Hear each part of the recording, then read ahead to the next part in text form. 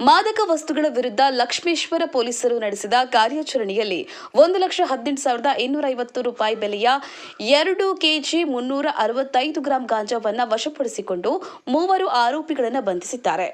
June 15ರಂದು ಮುಕ್ತಿನಗರದಲ್ಲಿನ Agastya ತೀರ್ಥ ದೇವಸ್ಥಾನದ ಸಮೀಪ ಗಾಂಜಾವನ್ನು ಸಿಗರೆಟ್ನಲ್ಲಿ ತುಂಬಿ ಸೇವಿಸುತ್ತಿದ್ದ ಸಂತೋಷ ಬಸವರಾಜ ಉಪ್ಪಾರ ಹಾಗೂ ಸಾದಿಕ್ ರಿಯಾಜ್ ಅಹಮದ್ ರಿತ್ತಿ ಎಂಬವರನ್ನ ಪೊಲೀಸರು ದಾಳಿ ನಡೆಸಿ ಬಂಧಿಸಿದರು.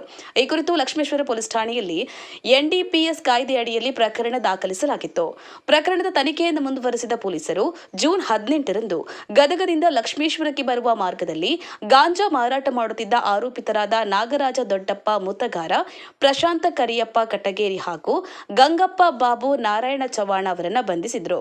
ಬಂಧಿತರಿಂದ ಒಟ್ಟು 2 ಕೆಜಿ 365 ಗ್ರಾಂ ತೂಕದ ಅಂದಾಜು ಮೊತ್ತ 1,18,250 ರೂಪಾಯಿ ಮೌಲ್ಯದ ಗಾಂಜಾವನ್ನು ವಶಪಡಿಸಿಕೊಳ್ಳಲಾಗಿದೆ.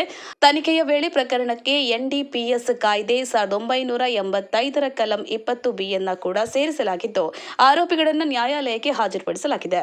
ಈ ಕಾರ್ಯಾಚರಣೆಯಲ್ಲಿ ದಾಳಿ ನಡೆಸಿ ದೂರು ದಾಖಲಿಸಿದ ಟಿಕೆ ರಾಠೋಡ ಪಿಎಸ್ಐ ಹಾಗೂ ಸಿಬ್ಬಂದಿ ವರ್ಗ ತನಿಖಾಧಿಕಾರಿ ಪಿಎಸ್ಐ ನಾಗರಾಜ ಗಡದ ಅವರ ಕಾರ್ಯವನ್ನು ಶ್ಲಾಘಿಸಲಾಗಿದೆ. ಕಾರ್ಯಾಚರಣೆಗೆ ಮಾರ್ಗದರ್ಶನ ನೀಡಿದ ಗದಗ ಉಪವಿಭಾಗದ ಡಿಎಸ್ಪಿ ಹಾಗೂ ಶಿರಹಟ್ಟಿ ವೃತ್ತದ ಸಿಪಿಐ ಬಿವಿ ನ್ಯಾಮಗೌಡ ಅವರ ನೇತೃತ್ವದಲ್ಲಿ ಪ್ರಕರಣವನ್ನು ಯಶಸ್ವಿಯಾಗಿ ಭೇದಿಸಲಾಗಿದೆ. ಈ ಸಾಧನೆಗಾಗಿ ಗದಗ ಜಿಲ್ಲಾ ಪೊಲೀಸ್ ಅಧೀಕ್ಷಕರು, ಸಂಬಂಧಿತ ಅಧಿಕಾರಿಗಳು ಮತ್ತು ಸಿಬ್ಬಂದಿಯನ್ನು ಅಭಿನಂದಿಸಿದ್ದಾರೆ.